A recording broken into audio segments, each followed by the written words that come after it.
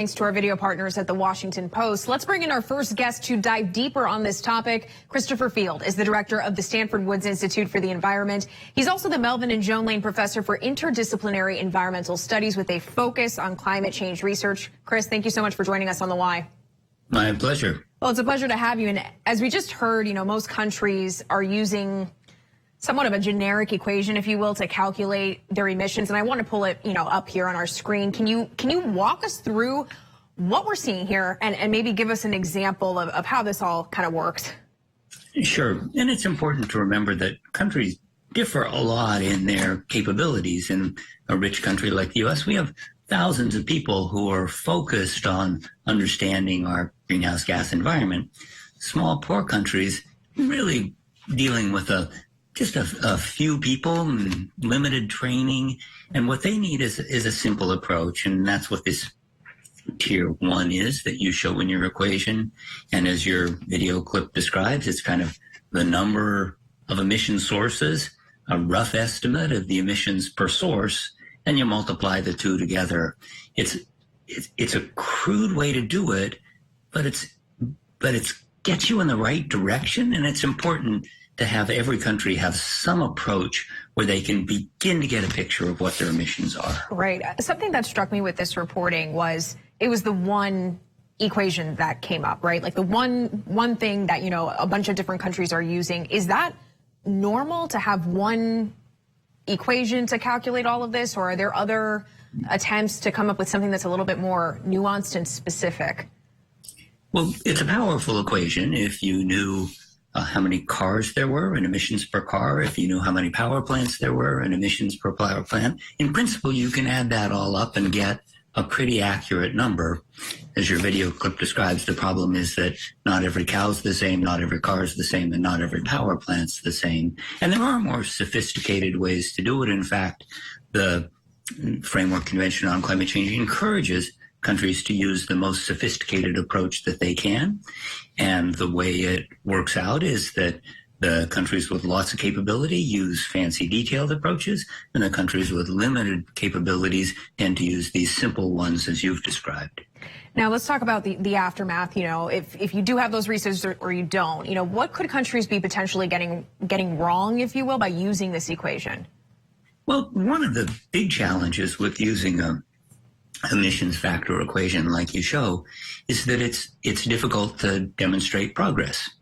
For example, if mileage standards increase on some cars but not on others, it may be that your emissions go down by having better, lower emitting cars, but you don't see it in the equation until you've added another category for these new cars. It's really hard to pick up the mechanisms through which you make progress when you only have a few categories that you're putting everything into. And accounting for, right now, speaking to that, the EPA's greenhouse gas reporting program is proposing amendments to its reporting rule, and we're going to pull those up. These are a look at the revisions. It's proposing changes to its calculation and monitoring method to improve the understanding of emission sources, amendments that would allow us to identify new sources in different sectors, which I believe is what you're alluding to here, and improve verification of reported data. And they want to streamline processes overall. And this feels like the EPA is aware of the need to update methodologies around emissions. I mean, would you consider this progress? Yeah, absolutely. Okay. The EPA is on the right track, and it's the track that the Framework Convention on Climate Change encourages countries to take as they develop the capability. Are other countries looking to amend their processes? Oh, for sure. Okay. And as I said before, rich countries are making lots and lots of progress. Poor countries really struggle. This is a hard problem to get right. How do you fix that then?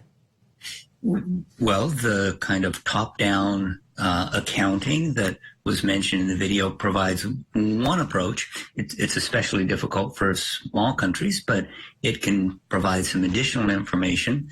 Also, I think that technical assistance is really important, remembering that this tradition of self-reporting is well established, and many countries are nervous about having outside experts come in and report numbers that they may view as unfavorable to something about their operations or their behaviors. I mean, so a couple follow-up questions there, because we're hearing, if you're a rich country or a poorer country, that's obviously going to have an effect on what you're able to do. What is the conversation around helping out those countries that don't have the resources? Well, it's an ongoing conversation, right. And it's one that is oriented toward, I would say, the poor countries really, demand autonomy, and they demand respect for what they can and can't accomplish. And I think that it's really important to remember that many poor countries feel that they haven't contributed to causing climate change. And I think that makes them hesitant about being shown in a light that may look unfavorable in terms of their current greenhouse gas emissions. A lot of countries are very nervous about reporting, especially if they feel that they haven't caused the problem. Now, the Washington Post reports there's a 16 to 23% gap of unclaimed emissions, as we heard in the piece, due to potentially certain countries not reporting their data.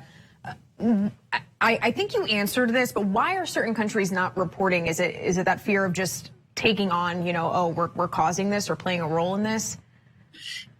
Some of it's that, okay. But it's that countries simply don't have the ability to, fill out the forms.